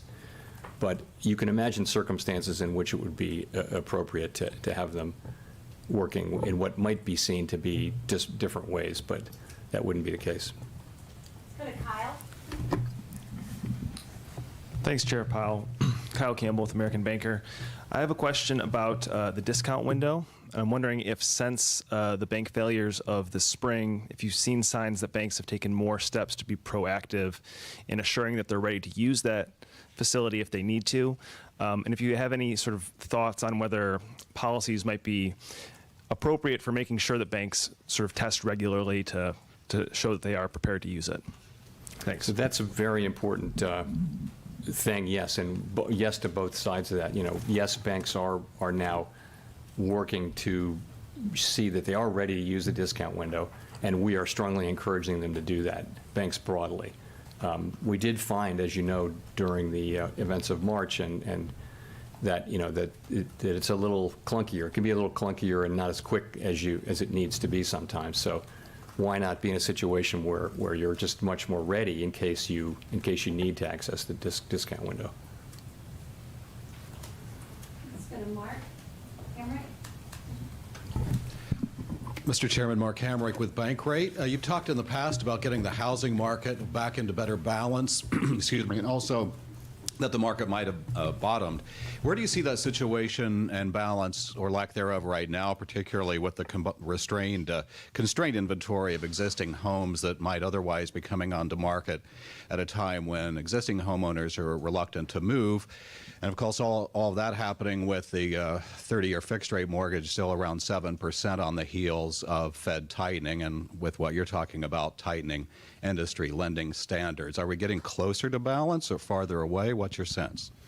I think we've got a ways to go to get back to balance, really for the reasons that you talked about. With existing homes, there are many people who have low-rate mortgages, and whereas they might want to sell in a normal situation, they're not going to because they have so much value in their mortgage, which means that supply of existing homes is really, really tight, which is keeping prices up.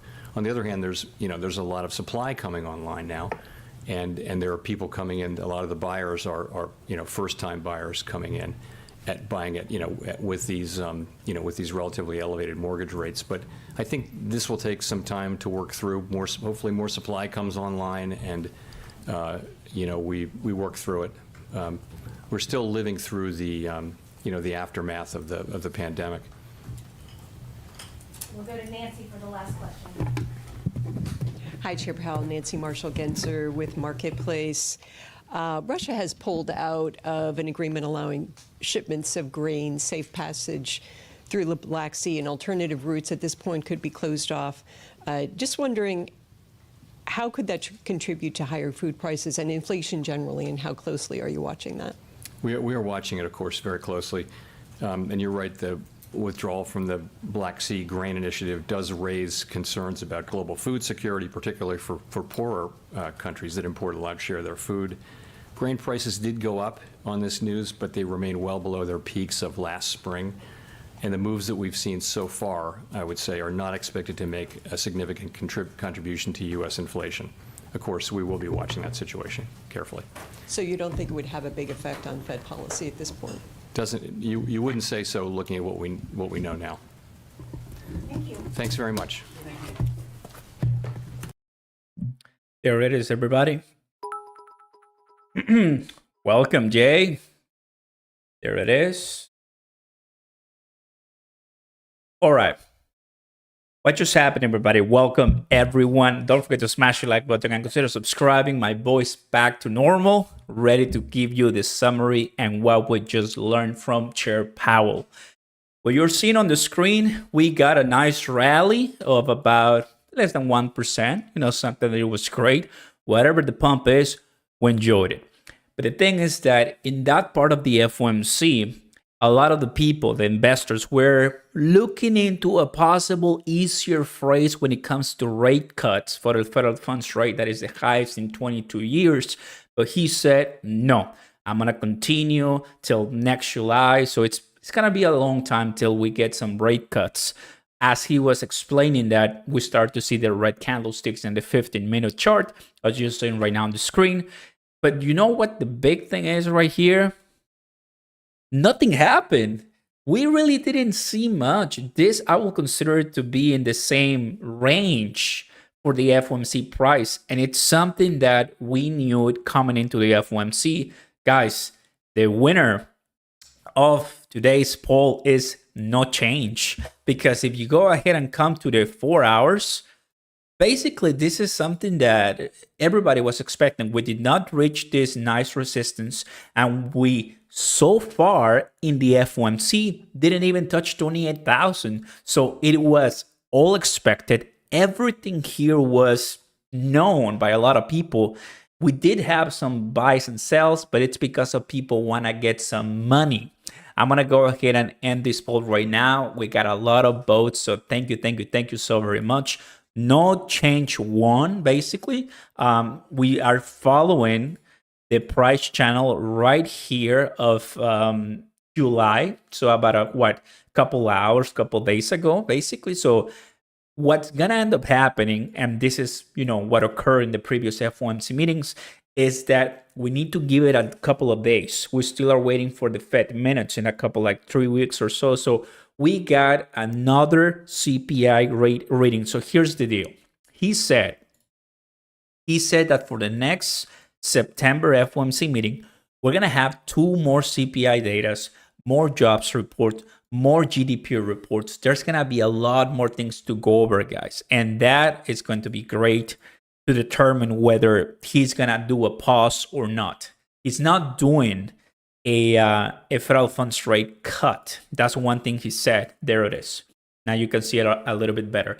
He's not doing a cut, but if he does a pause, that's going to be bullish for us. And he said that he's also willing to do another rate hike to give us basically the highest federal funds rate in once again 22 years, right?